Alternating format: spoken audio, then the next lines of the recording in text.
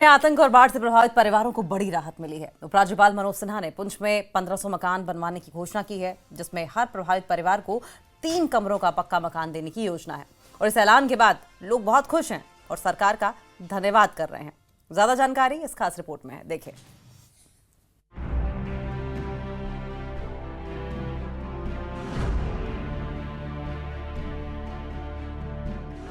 पुंछ में गोलीबारी और बाढ़ से बेघर हुए परिवारों की आंखों में अब उम्मीद की किरण जग उठी है। उपराज्यपाल मनोज सिन्हा ने घोषणा की है कि पीड़ित परिवारों को 3 कमरों का पक्का मकान दिया जाएगा।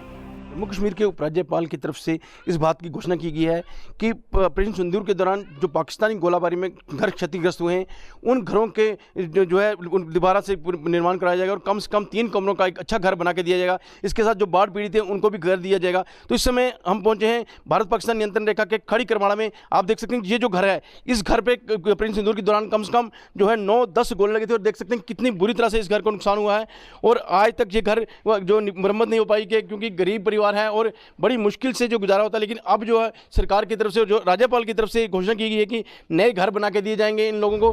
गोलीबारी से पीड़ित परिवारों ने न्यूज 18 जेकेएलएच से बातचीत में कहा कि पाकिस्तान की तरफ से हुई गोलीबारी में उनके मकान को सबसे ज्यादा नुकसान हुआ है। साथ ही उनके घर में रखे जरूरी सामान और पैसे सब जलकर राख हो गए। ऐसे में लोग उपराज्यपाल मनोज सिन्हा का दिल से धन्यवाद कर रहे हैं। नुकसान की यह चीज़ है, जिस वक्त गोलीबारी पहला शुरू होया उस वक्त परिवार सारो इतना ही थो।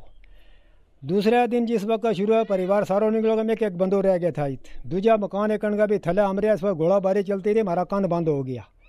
कुदरती का काम था, हम गया, हमारी जान बच गई, हमारो जानी माली नुकसान नहीं हो, मगर मकान को नुकसान हो गया। मकान बाकी रसोई थी उसको ख़त्म, भांडा हमारा इतनी लबो, कपड़ा हमारा जितना में था पला तमाम सड़ गया। अंदर बेड था, पखो मसें आन गया, गरीब आदमी तो पखो पे 1500 को आन गया अंदर रखे, तो सब कुछ मारो ख़त्म हो गया। रुपये 9,60,000 रुपये थो, वो भी सारो सड़ गए थो। मगर गवर्नमेंट ने हमने दी तो हमारा मदद करी, मगर उसके बीच मारो कोई बन दे सकते नहीं है।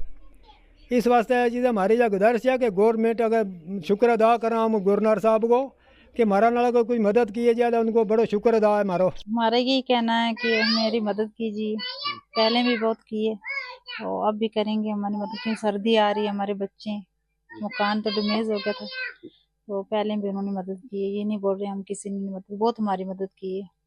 तो जो कहा कि 3 कमरे का सेट बना के देंगे, तो कितनी खुशी हो रही है आपको?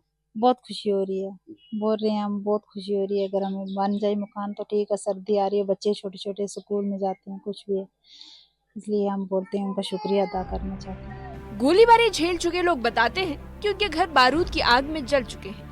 बच्चे और महिलाएं खुले आसमान तले जी रही हैं। उपराज्यपाल मनोज सिन्हा की घोषणा से न सिर्फ पीड़ित परिवारों में खुशी की लहर है, बल्कि पूरे पुंछ में इस फैसले का स्वागत किया जा रहा है।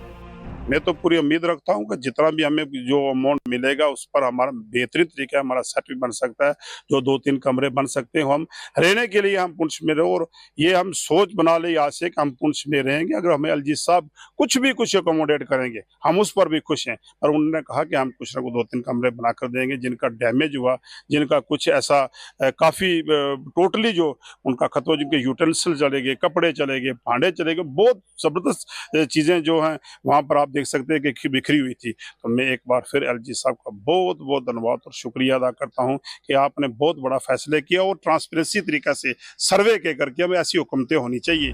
गोलीबारी और बाढ़ से बेहाल परिवारों ने इस पहल को नई उम्मीद बताया है। पीड़ित परिवारों का कहना है कि सरकार ने पहले भी उनकी मदद की थी और अब घर बनाने का वादा उनके जख्मों पर मरहम है। न्यूज 18 के लिए पुंछ से मुनीश शर्मा की रिपोर्ट।